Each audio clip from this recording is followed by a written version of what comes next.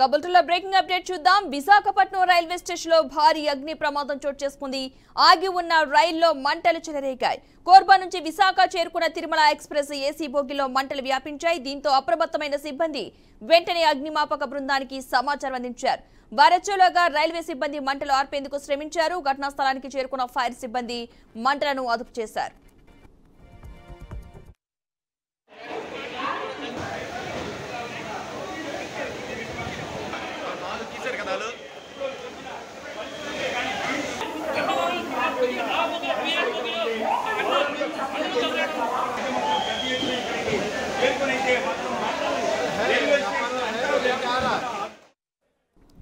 ఈ ప్రమాదంలో B6, B7, M1 AC బోగీలు పూర్తిగా దగ్ధమయ్యాయని అధికారులు తెలిపారు.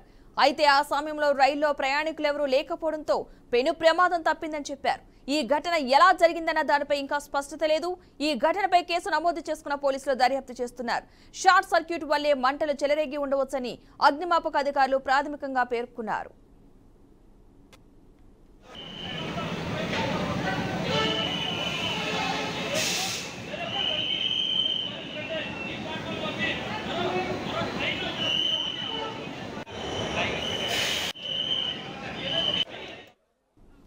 ఇక ఈ ఘటనకు సంబంధించిన పూర్తి సమాచారాన్ని మా అవుట్పుట్ ఎడిటర్ రాము మరింత సమాచారం అందిస్తారు. రాము, చెప్పండి, ఈ ప్రమాదానికి గల కారణాలు తెలిసాయా?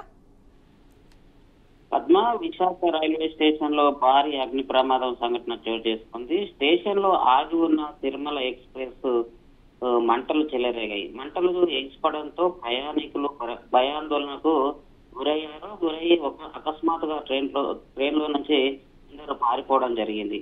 ఇది సమాచారం అందిన వెంటనే సంఘటన స్థలానికి చేరుకున్న రైల్వే సిబ్బంది అక్కడ మంటలు ఎట్లో అదుపు చేసే ప్రయత్నం చేశారు.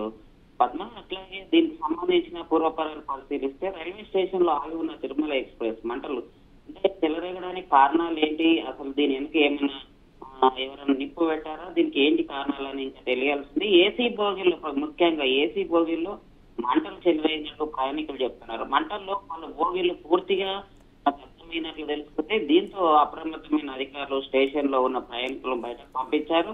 అలాగే అగ్ని ప్రమాదానికి సంబంధించిన సమాచారం అందిన వెంటనే సంఘటన స్థలానికి అగ్నిమాపక సిబ్బంది అట్లాగే ఫైర్ సేఫ్టీ రైల్వే స్టేషన్ అధికారులు మొత్తం చేరుకొని మంటలకు అదుపు చేసే ప్రయత్నం చేశారు. దీనికి ఇంకా పూర్తి వివరాలు తెలియాల్సి ఉంది.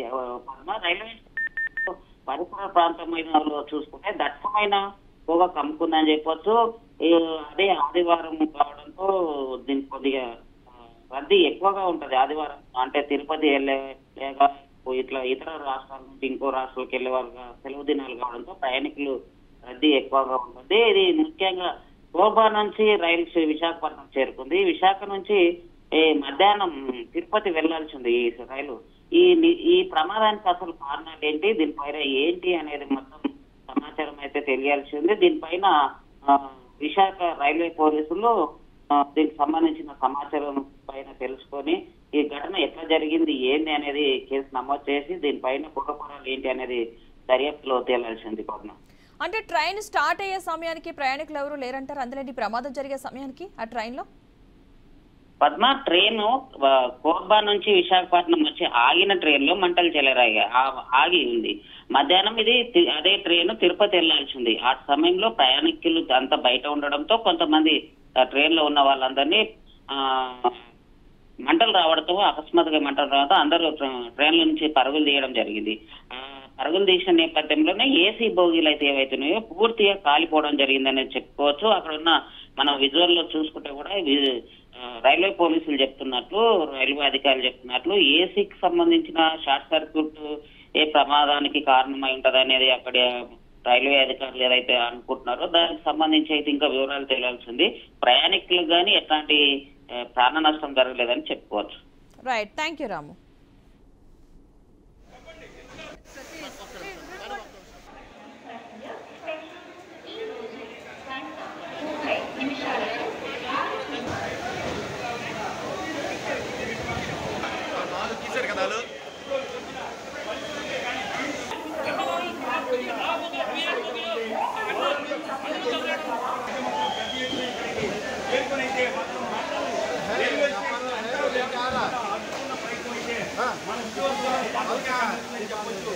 ఏదైతే సార్ 100 మీటర్ల దూరంలో ఉన్నాం సార్. విశాఖపట్నం రైల్వే స్టేషన్లో భారీ అగ్ని ప్రమాదం చోటు చేసుకుంది. ఆగి ఉన్న రైల్లో మంటలు చెలరేగాయి. కోర్బా నుంచి విశాఖ చేరుకున్న తిరుమల ఎక్స్ప్రెస్ ఏసీ బోగిల్లో మంటలు వ్యాపించాయి. దీంతో అప్రమత్తమైన సిబ్బంది వెంటనే అగ్నిమాపక బృందానికి సమాచారం అందించారు. బరచలోపుగా రైల్వే సిబ్బంది మంటలను ఆర్పేందుకు శ్రమించారు. ఘటనా స్థలానికి చేరుకున్న ఫైర్ సిబ్బంది మంటలను అయితే అదుపు చేయడం జరిగింది. ఈ ప్రమాదంలో మొత్తంగా B6, B7, M1 ఏసీ బోగీలు పూర్తిగా దగ్ధమయ్యాయని అధికారులు తెలపడం జరిగింది. అయితే ఆ సమయంలో రైల్లో ప్రయాణికులు ఎవరూ లేకపోవడంతో పెను ప్రమాదం తెప్పిందని చెప్పారు. ఇక ఈ ఘటన ఎలా జరిగింది అనే దానిపై ఇంకా స్పష్టత లేదు. ఈ ఘటనపై కేసు నమోదు చేసుకున్న పోలీసులు దర్యాప్తు అయితే చేస్తున్నారు. షార్ట్ సర్క్యూట్ వల్లే మంటలు చెలరేగి ఉండవచ్చనే అనుమానం అయితే అగ్నిమాపక అధికారులైతే ప్రాథమికంగా పేర్కొంటున్నారు.